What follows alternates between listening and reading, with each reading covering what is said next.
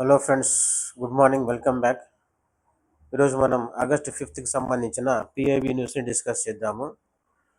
First news వచ్చేసి article 370 and 35A సంబంధించి news. Actually Jammu కాశ్మీర్కి సంబంధించిన ఆర్టికల్స్ ఇవి.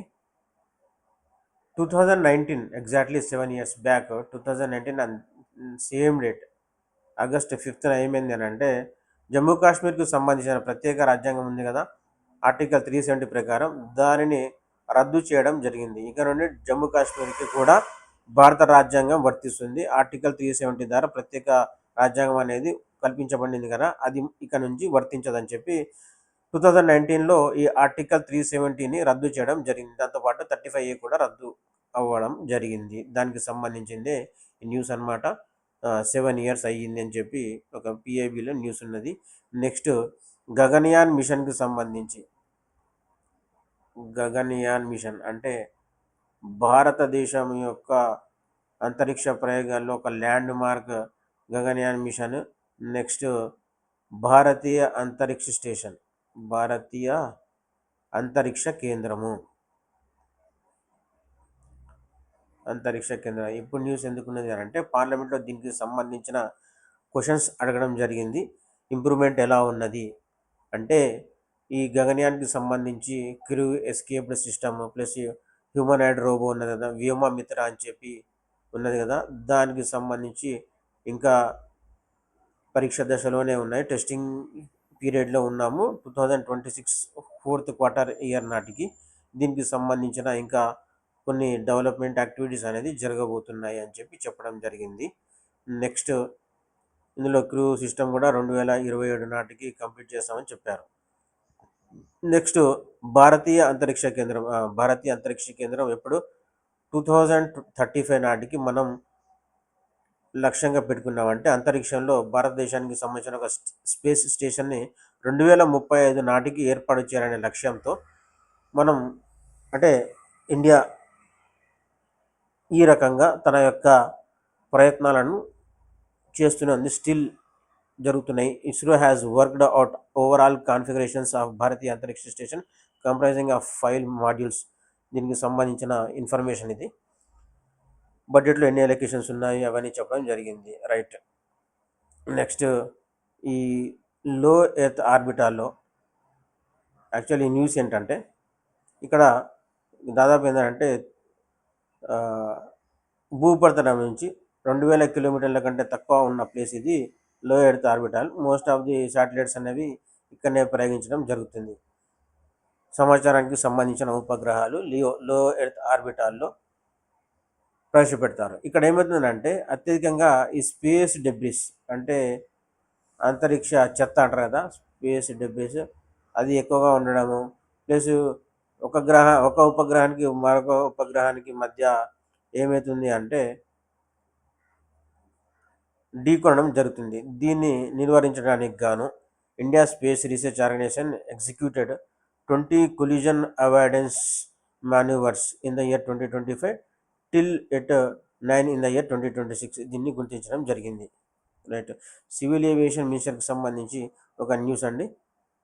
పౌర విమాన శాఖ దానికి సంబంధించి ఏంటంటే, ఇండియాలో 11 న్యూ కొత్త FTO కేంద్రాలను ఏర్పాటు చేయాలని అనుకున్నారు. FTO అంటే flying training organisation. Is nothing but pilot training అండి. పైలట్ ట్రైనింగ్ పైలట్లకు ట్రైనింగ్ శిక్షణ ఇచ్చే కేంద్రాలే ఈ FTO, ఫ్లయింగ్ ట్రైనింగ్ ఆర్గనైజేషన్స్. ఈ కొత్తగా ఏంటంటే 7 ఎయిర్పోర్ట్స్లలో ఎయిర్పోర్ట్స్ అథారిటీ ఆఫ్ ఇండియా ఇక్కడ మొత్తం 11 FTO కేంద్రాలను ఏర్పాటు చేయడానికి గాను లెటర్ ఆఫ్ ఇంటెంట్ అంటే అంగీకారం అనేది కుదరడం జరిగింది. దీనికి సంబంధించిన news. Next forest produced based cooperative society, అటవీ ఉత్పత్తులకు సంబంధించిన ఈ సహకార కేంద్రాలు. ఇందులో ఇంపార్టెంట్ ఏంటంటే, నేషనల్ కోఆపరేషన్ పాలసీ ఎప్పుడు తీసుకున్నాడు ఏంటంటే 2025లో ఈ నేషనల్ కోఆపరేషన్ పాలసీని తీసుకొని రావడం జరిగింది. ఇదేంటంటే, ఈ కోఆపరేటివ్స్లో ఉన్న వీకర్ మరియు మార్జినలైజ్డ్ సెక్షన్ ఉన్నారు కదా, వాళ్ళ యొక్క డెవలప్మెంట్, అందులో ట్రైబల్స్ కూడా ఉంటారు. వాళ్ళకి సంబంధించిన డెవలప్మెంట్ యాక్టివిటీస్ని చేసి మైనర్ ఫారెస్ట్ ప్రొడక్ట్స్ ఉంటాయి కదా, అటవీ ఉత్పత్తులు, వాటిని అమ్ముకోవడం ద్వారా, వాటిని విక్రయించడం ద్వారా వాళ్ళ యొక్క ఫినాన్షియల్ స్టేటస్ అనేది పెంచడము, వాళ్ళ యొక్క ఆర్థిక అవసరాలను తీర్చడం లాంటి కార్యక్రమమే ఇది. నెక్స్ట్ జన్ ఔషధి కేంద్రాలు అండి. జన్ ఔషధి కేంద్ర యాక్చువల్లీ ఇది 2008లోనే జన్ ఔషధి కేంద్ర అనేది రావడం జరిగింది. కానీ ఫుల్ ఫ్లెడ్జ్గా మాత్రం 2015లో ప్రధానమంత్రి జన్ ఔషధి కేంద్ర తీసుకొని రావడం జరిగింది. ఇది ఏంటంటే కొన్ని సెంటర్స్ని అంటే జన్ ఔషధి కేంద్రంగా డిసైడ్ చేసి, అంటే వాళ్ళు అప్లై చేసుకుంటే వాళ్ళకి ఆ సెంటర్ అనేది ఈ నథింగ్ బట్ మెడిసిన్స్ని, అంటే మందులను విక్రయించే ఒక ప్లేస్ ఇది. మెడిసిన్స్, ఈ మందులు అంటే ఈ హెల్త్కి సంబంధించినవి మెడిసిన్స్, ట్యాబ్లెట్స్, ఇవన్నీ కూడా విక్రయించే ప్లేస్ ఇది జన్ ఔషధి కేంద్రం. యాక్చువల్ ఏంటంటే 2 రకాల మెడిసిన్స్ ఉంటాయి, లైసెన్స్డ్, జెనరిక్. లైసెన్స్డ్ అంటే ఒక certain company, for example Reddy's అనే సంస్థ, ఇది ఒక వేరే ఏదన్నా పారాసిటమాల్ అనేది, వీళ్ళది కాకపోవచ్చు బ్రాండ్ చెప్తున్నా, పారాసిటమాల్ అనే ఒక ట్యాబ్లెట్ని తయారు చేసింది. దీనికి లైసెన్స్ ఎన్ని ఇయర్స్, ఫర్ ఎగ్జాంపుల్ 10 ఇయర్స్ అనుకుంటే 10 ఇయర్స్ పాటు ఇండియాలో ఇదే బ్రాండ్తో కేవలం రెడ్డీస్ అనే ఒక సంస్థ మాత్రమే సర్టెన్ మెడిసిన్ని అమ్మడానికి అవకాశం ఉంటుంది. 10 ఇయర్స్ దాటిన తర్వాతకి ఎవరైనా కూడా ఈ ఫార్ములాను ఉపయోగించి వేరే వేరే పేర్లు, అదేంటిది డాట్ అని చెప్పి, సరే వేరే అంటే సేమ్ ఫీవర్కి సంబంధించి ఉన్నాయి కదా, అదే బ్రాండ్ అంటే అదే పేరు కాకుండా వేరే పేరుతో అదే ఫార్ములాని యూజ్ చేసి తయారు చేసి సేల్స్ చేసే మెడిసిన్ ఏమో జనరిక్ ఔషధాలు అంటారు. లైసెన్స్ అంటే సర్టెన్ కంపెనీ వాళ్ళు వాళ్ళ యొక్క మెడిసిన్ని సర్టెన్ ఫార్ములాతో 10 సంవత్సరాల పాటు లేదా 20 సంవత్సరాల పాటు సర్టెన్ పీరియడ్ ఆఫ్ టైం వరకు అమ్ముకునే మెడిసిన్స్ ఈ లైసెన్స్డ్. అది కాకుండా ఆ సర్టెన్ పీరియడ్ అయిపోయిన తర్వాతకి అదే ఫార్ములాతో వేరే కంపెనీ తయారు చేసి అమ్మే మెడిసిన్స్ని జనరిక్ ఔషధాలు అంటారు. లైసెన్స్డ్ మెడిసిన్స్ ఏమో ఎక్కువ కాస్ట్ ఉంటాయి, ఎందుకంటే దీనికి ఈ అనుమతులు ఇవన్నీ ఉన్నాయి కదా, దీనికి సంబంధించి ఇది ఎక్కువ కాస్ట్ ఉంటుంది. జనరిక్ మాత్రం తక్కువ కాస్ట్ ఉంటుంది. అయితే మెడికల్ అంటే మార్కెట్లో ఎలా ఉంటుందని అంటే సేమ్ ఇదే కాస్ట్ని ఈ జనరిక్ ఔషధాలకు కూడా వేయడం జరుగుతుంది. సో గవర్నమెంట్ ఏమి ఇనిషియేట్ తీసుకుందారంటే ఇక్కడ నుంచి ఏంది, ఈ జనరిక్ ఔషధాలను ఎక్కువగా అమ్మాలి, అంటే ఎక్కువగా ఎక్స్పాండ్ చేయాలి, విస్తరించాలి. దానికి సంబంధించిందే ఈ జనరిక్ ఔషధ కేంద్రాల వద్ద ఈ జనరిక్ ఔషధాలు అమ్మాలి.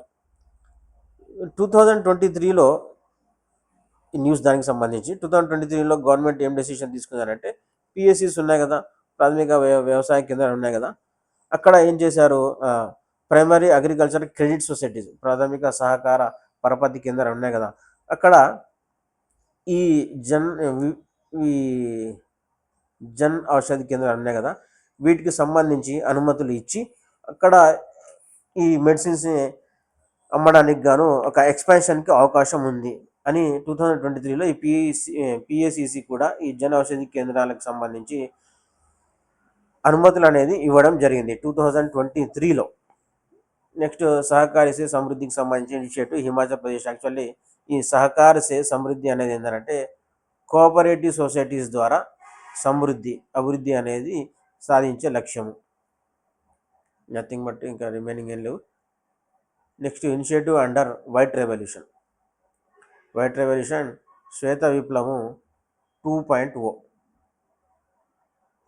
శ్వేత విప్లవం 2.0 యాక్చువల్లీ ఈ శ్వేత విప్లవం అని అంటే పాల ఉత్పత్తిని పెంచే కార్యక్రమము, మిల్క్ రెవల్యూషన్.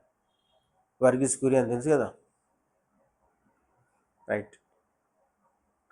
అయితే ఈ మరి పాల ఉత్పత్తి శ్వేత విప్లవం 2.0, వైట్ రెవల్యూషన్ 2.0 అంటే గతంలో ఏదైతే అభివృద్ధి చెందని ఇంకా విస్తరించని ప్లేస్ ఉన్నాయి కదా, అక్కడ ఏం చేయాలి, ఈ dairy cooperative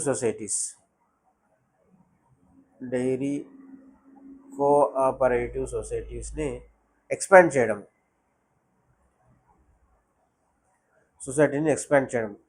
right. Under wide ఎంత ఫిగర్స్ ఎన్ని ఎంతవరకు ఎన్ని వాటికి సంబంధించిన ఎవరెవరు ఎందులో పార్టీ ఉన్నారు అది ఇంపార్టెంట్ కాదు. యాక్చువల్లీ వైట్ రెవల్యూషన్ 2.0 అనేది ఇది ఇంపార్టెంట్. ఇక్కడ ఏంటంటే under white revolution 2.0 priority has been accorded to expanding dairy cooperative activities in villages and panchayats previously uncovered by cooperatives across the country. గతంలో విస్తరించని విలేజెస్ మరియు పంచాయతీలకి ఈ డైరీ కోఆపరేటివ్ సొసైటీని ఎస్టాబ్లిష్ చేసి ఈ యొక్క అంటే మిల్క్ సంబంధించిన యాక్టివిటీస్ని ప్రొడక్షన్కి సంబంధించిన యాక్టివిటీస్ని ఎక్స్పాండ్ చేయడమే across the country including in the states of Maharashtra and Bihar. State wise targets కూడా ఉన్నాయి. ఇక్కడ మనకి ఇంపార్టెంట్ ఏంటంటే వైట్ రెవల్యూషన్ 2.0కి సంబంధించి రైట్. మినిస్ట్రీ ఆఫ్ కల్చర్ ఇది నెట్ఫ్లిక్స్కి సంబంధించిన న్యూస్ అండి. నెట్ఫ్లిక్స్ యాక్చువల్లీ ఇండియాలో నెట్ఫ్లిక్స్ వాళ్ళ యొక్క బిజినెస్ యాక్టివిటీస్ని స్టార్ట్ చేసి ఎగ్జాక్ట్లీ 9 years అనేది కంప్లీట్ అవ్వడం జరిగింది 2026 నాటికి. సో దానికి గుర్తుగా మినిస్ట్రీ ఆఫ్ కల్చర్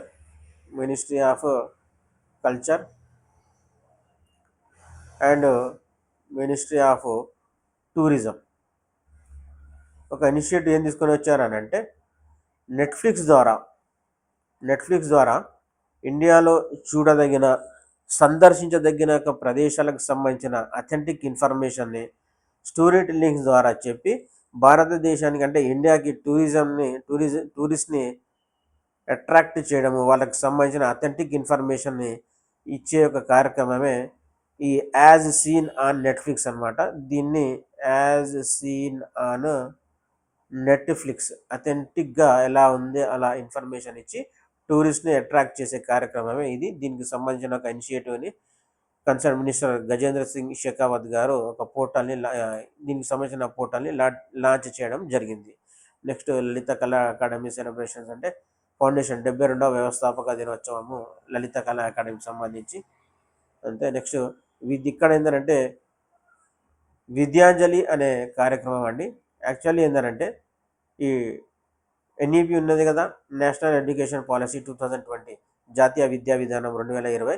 దీనిలో ఈ విద్యాంజలి అనే కార్యక్రమానికి సంబంధించి అంటే డైరెక్ట్గా లేదు, కాకపోతే ఏంటంటే ఇందులో కమ్యూనిటీను సమాజంలో ఉన్న అన్ని రకాల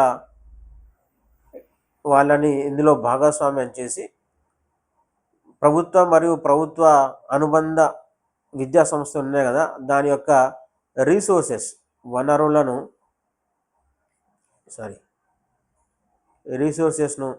వనరులను మరియు పెంచడము, వాళ్ళ యొక్క సహాయ సహకారాలను తీసుకోవడం ఉద్దేశించిన కార్యక్రమమే ఈ విద్యాంజలి.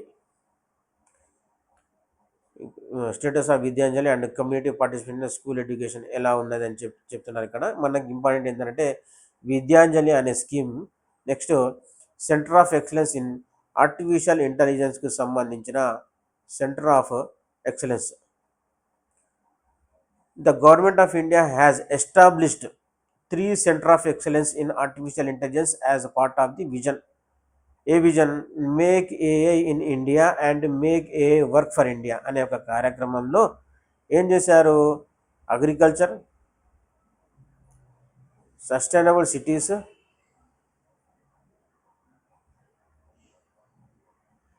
అండ్ హెల్త్ కేర్ ఈ 3 రంగాలకు సంబంధించిన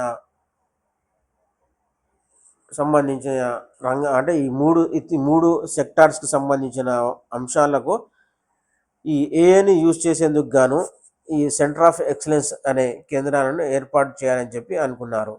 ఇప్పుడు ఏ బడ్జెట్లో 2023-24 బడ్జెట్లో. So these COEs are being led by IIT Ropar, IIT Kanpur and IIT Bengaluru ఇక్కడ ఏర్పాటు చేయడం జరిగింది. వీళ్ళు అలొకేషన్స్ ఎంత చేశారు అని అంటే 990 కోట్లు. ఇప్పుడు to further this vision in this budget 2025-26 దీనికి సంబంధించి 2025-26 బడ్జెట్లో ఐఐటి మద్రాస్లో for COE centre of excellence కేంద్రాన్ని ఏర్పాటు చేయడం జరిగింది. దానికి సంబంధించిన అలొకేషన్స్ 500 crores అని చెప్పారు ఇక్కడ. నెక్స్ట్ డీప్ ఓషన్ మిషన్ ఇది 2020-21లో ప్రారంభించడం జరిగింది. Deep ocean mission. దీని యొక్క లక్ష్యం ఏంటంటే పర్యావరణ పర్యావరణ నష్టాలను తగ్గించి సస్టైనబుల్గా అంటే Telugu sustainable development something word గుర్తు రావడం లేదు. సస్టైనబుల్గా ఏంటంటే రిసోర్స్ని లిమిటెడ్గా యూజ్ చేసుకొని పర్యావరణ ఎన్విరాన్మెంటల్ యొక్క డ్యామేజ్ని తగ్గించేలా డీప్ ఓషన్ సముద్రంలో ఉన్న రిసోర్స్లను యూటిలైజ్ చేసుకునే కార్యక్రమమే deep ocean mission. సంతులితంగా.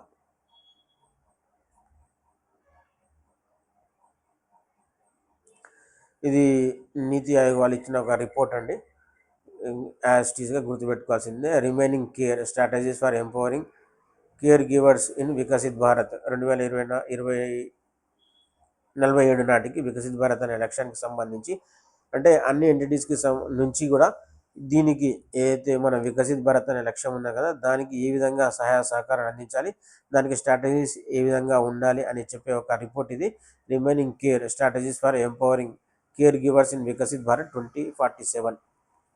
Next one stop centres అండి. సఖీ కేంద్రాలు అంటారు కదా, అదే ఏం చెప్పారు. One stop centres provide integrated and immediate support and assistance under one roof to women affected by the violence and those in the distress. పీడనానికి గురైన వాళ్ళు, హింసించబడిన మహిళలకు సంబంధించి వాళ్ళ యొక్క ప్రొటెక్షన్, వాళ్ళ యొక్క అసిస్టెన్స్కి సంబంధించిందే one stop centres. Provided integrated and immediate support and assistance. ఇక్కడ ఇంపార్టెంట్ ఏంటంటే ప్రొవైడ్ సర్వీస్. వీళ్ళు ఏం చేస్తారంటే ఇక్కడ వాళ్ళకి ఎవరైతే హింసించబడిన లేకపోతే పీడనానికి గురైన మహిళలు ఉంటారు కదా వాళ్ళకి సంబంధించిన ఒక ఎయిడ్, వాళ్ళ యొక్క బెనిఫిట్స్ అంటే వాళ్ళకి సహాయ సహకారాలు అందించడానికి గాను ఈ విధంగా provide services like medical aid వైద్య సదుపాయాలు, లీగల్ ఎయిడ్ చట్టం న్యాయానికి సంబంధిత బెనిఫిట్ వాళ్ళ యొక్క హెల్ప్ కోసము, and in the legal aid and advice, temporary shelter, police assistance and psychological social counselling to needy women across the country. Counselling ఇస్తారు ఇక్కడ. లీగల్ ఎయిడ్ బెనిఫిట్ అనేది అంటే వాళ్ళకి సంబంధించిన ఏదైతే కేసులకు సంబంధించి కానీ లీగల్ ఎయిడ్ అనేది ఇవ్వబడుతుంది. మెడికల్ బెనిఫిట్ అనేది వాళ్ళకి ఎయిడ్ అనేది ఇవ్వబడుతుంది. షెల్టర్, టెంపరరీ షెల్టర్ అనేది ఇవ్వబడుతుంది. రైట్. అంటే మళ్ళీ కౌన్సిలింగ్ కూడా, సైకలాజికల్ అండ్ సోషియో కౌన్సిలింగ్ కూడా ఇవ్వడం జరుగుతుంది. రైట్. ఈ వన్ స్టాప్ సెంటర్స్లో 2015లో ఇది లాంచ్ చేయడం జరిగింది. Right. 2015 one stop centres. Next తల్లిపాల వారోత్సవాలు, breastfeeding week. Present we are following this అనమాట. అంటే ప్రస్తుతం అనేది తల్లిపాల వారోత్సవాలు అనేవి నిర్వహించబడుతున్నాయి. Right. World breastfeeding week 2026 is being observed across the country from 1st August to 7th August every year. ఇదే సమయంలో అనేది నిర్వహించబడుతుంది. థీమ్ ఏంటంటే breastfeeding for a sustainable start in life, strengthening what works. Right. ఇది పోషణ అభియాన్లో భాగంగా ఈ breast feeding అనే కార్యక్రమం అనేది నిర్వహించడం జరుగుతుంది. ప్రస్తుతం తల్లిపాల వారోత్సవాలు అనేవి జరుగుతున్నాయి August 1st నుంచి August 7th వరకు. That's all for today. Thank you for watching.